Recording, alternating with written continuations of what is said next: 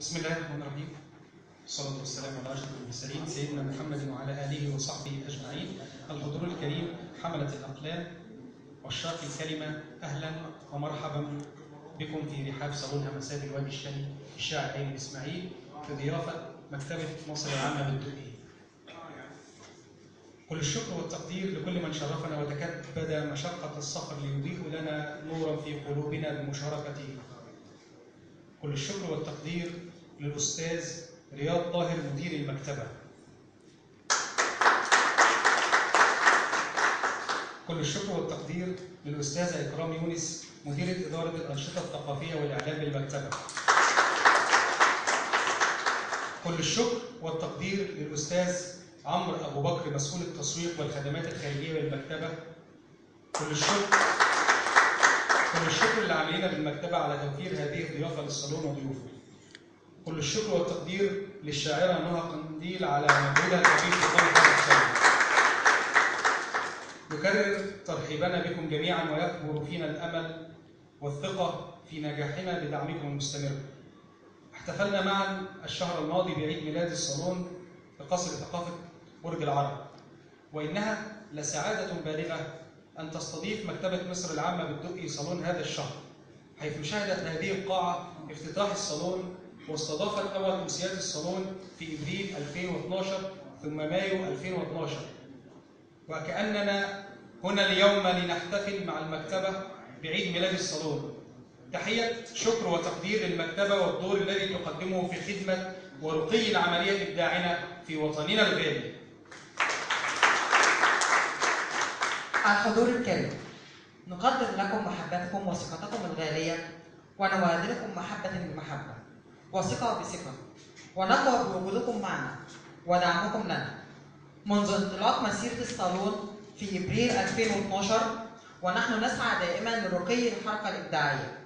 تنقلنا ما بين محافظات القاهرة والإسكندرية والقليوبية والبحيرة في مشوار الصالون ما بين مكتبة مصر العامة بالدقي ومكتبة الهلال الأحمر بالهرم وقصر ثقافة رود الفرج ونادي برج العرب وقصر ثقافة برج العرب وأتيليه الإسكندرية ومكتبة مصر العامة بالزاوية الحمراء وقصر ثقافة القناطر الخيرية وبيت ثقافة وادي.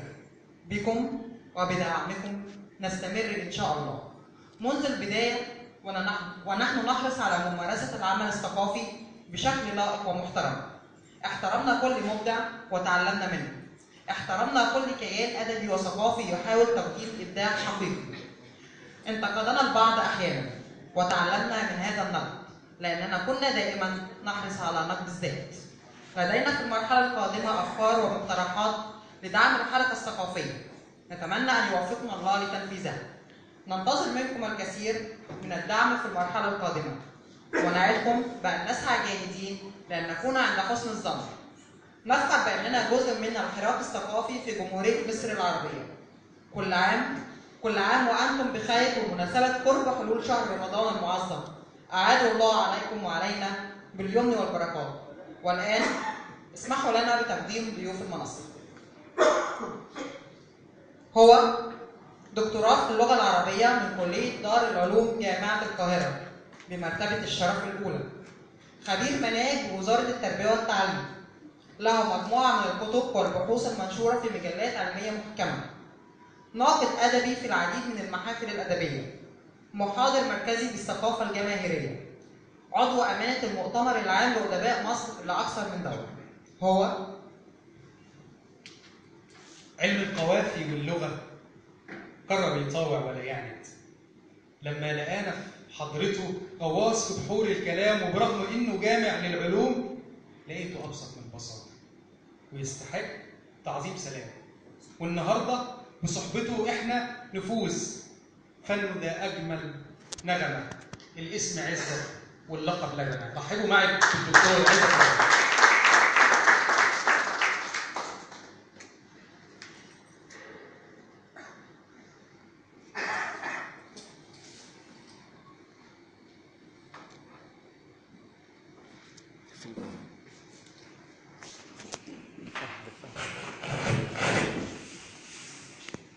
هو درس إدارة الأعمال في كلية التجارة جامعة الإسكندرية.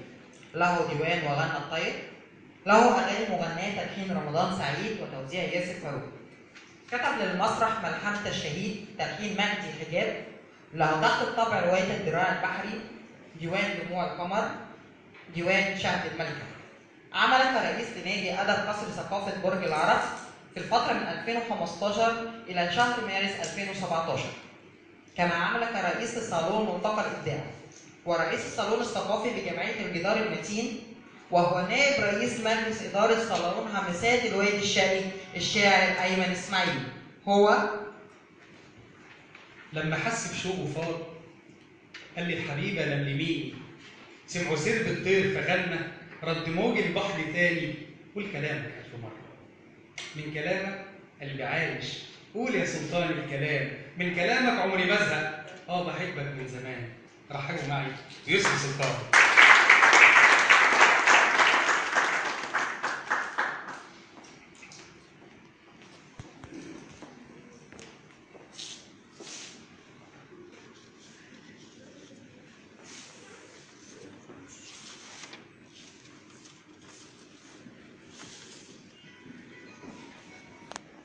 هو حاصل على بكالوريوس تجارة شعبة محاسبة جامعة عين شمس، وبكالوريوس تجارة شعبة إدارة أعمال جامعة القاهرة. عضو عامل بنادي أدب قصر ثقافة القناطر الخيرية، وعضو مجلس إدارة نادي أدب قصر ثقافة القناطر الخيرية في أكثر من دورة متفرقة. مؤسس صالون همسات الوادي الشرقي الشاعر، عضو مؤسس وسكرتير عام مدرسة النهضة الأدبية الحديثة. حاصل على العديد من التكريمات والأوسمة من العديد من الملتقيات والمهرجانات الأدبية على مستوى جمهورية مصر العربية. كرم العديد من الشعراء في صالونه. تم ترشيحه ومشاركته في مؤتمر العام لأدباء مصر بأسوان في ديسمبر 2015 ممثلا لنادي أدب قصر ثقافة القناطر الخيرية. صدر له ديوان الحلم، شعر عامية عن سلسلة كتاب نور. له تحت الطابع ديوان جدلة عاشق. شارك في مهرجان الشعر الثالث للمملكة الأردنية الهاشمية في نوفمبر 2016. هو اسمحوا لنا أن نحط التابوهات وأن نحطم كل القواعد في تقديم أعضاء المنصة. يخرب بيت قلبك يا النبي، قلبك عايز صيته يلف في الدنيا، حتى عيونك لما تشوفني بتبان فيها حتة لمعة، هتجنني بس بحبك. عارف ليه؟ أصلك مني. رحبوا معي بالشاعر أيمن إسماعيل.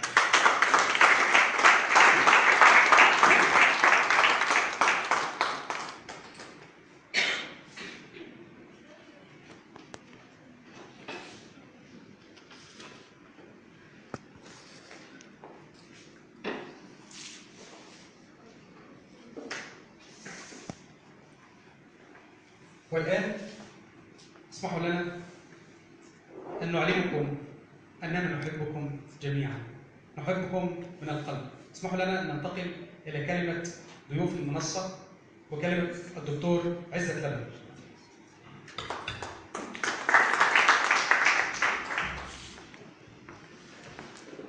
بسم الله الرحمن الرحيم.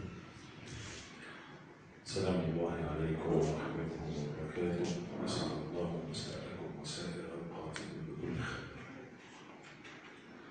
بداية أشكر أخوي وصديقي الأستاذ أيمن إسماعيل والأستاذ سمير عبد المطلب على هذه الدعوة الكريمة.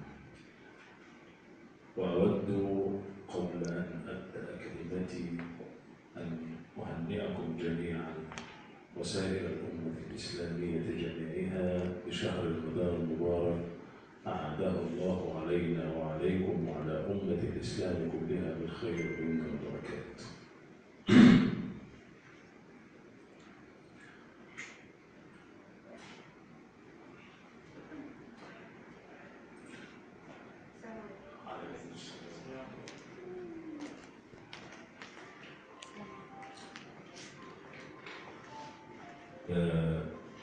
قلت بأن أشكر صديقي الأستاذ سمير والأستاذ أيمن على هذه الدعوة الكريمة، وأهنئ الأستاذ أيمن بعيد ميلاد صالون همسات.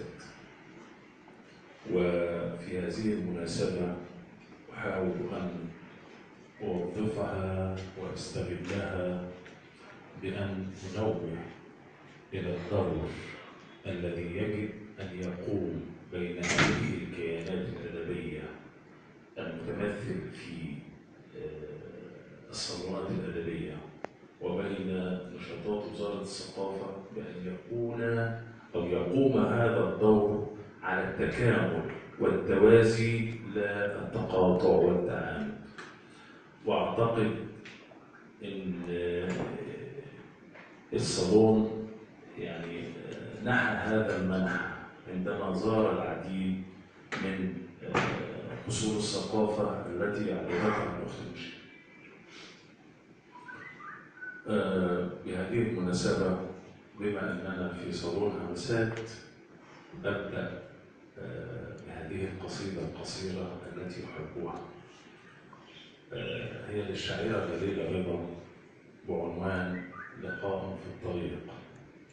تقول فيها: أي المشاعر في البناء تدفقت حين التقينا بعد هجر مؤلم، وأبى السلام أبيته من قبل أن يدنو، يمر علي غير مسلم. وكذا تشابه في الخصام شعورنا كالأمس في وصل وحب مفعم. أعطيته ظهري وكالملك الذي في الصدر من قلب تبهج بالدم، ووقفت صامتة أحرك في يدي مفتاح بيتي أو أساور معصمي، وخشيت أن أرنو إليه وطالما أغرقت عيني في سماه مظلم. كم أمنيات عبدت في خاطري لو أنني حققتها لم أسلم، فلو استطعت على الخدود صفعته ثم انثنيت بقبلتين على الفم، ولو استطعت سخرت منه شتمته وركعت فوق خطاه كالمتندم. يا أنت لا تغتر، لست ملومة، أهواك حب الأم لابن المجرم. الواد الشاب. وأشكركم وأترك مجال الحديث إلى الأستاذ رضا. شكرا دكتور هذا. مع الكلمة الأستاذ الشاعر الجميل يوسف سلطان.